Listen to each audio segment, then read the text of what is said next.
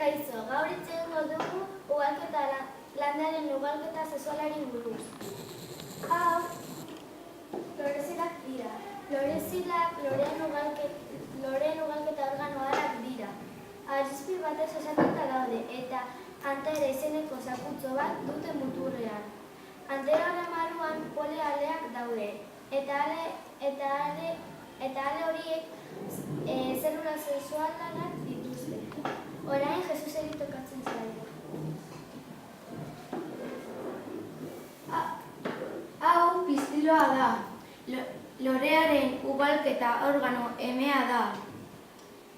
Botila forma du eta lepoa, lorezakia eta ahoa ditu. Orain Julio. Hau da petaloa. Petaloak kolore hostoak dira.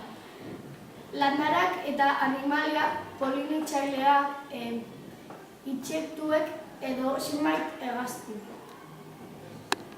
Erakartzeko baliatzen dituenak, eta orain Usuen tokatzen.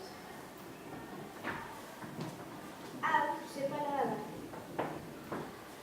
Sepaloak lorearen oinarriak dauden hosto berdeak dira. Kolorari osatzen dute eta eugulategia babesten dute. Sepaloen multzoa kalizak osatzen dute, eta honekin amaitu dute.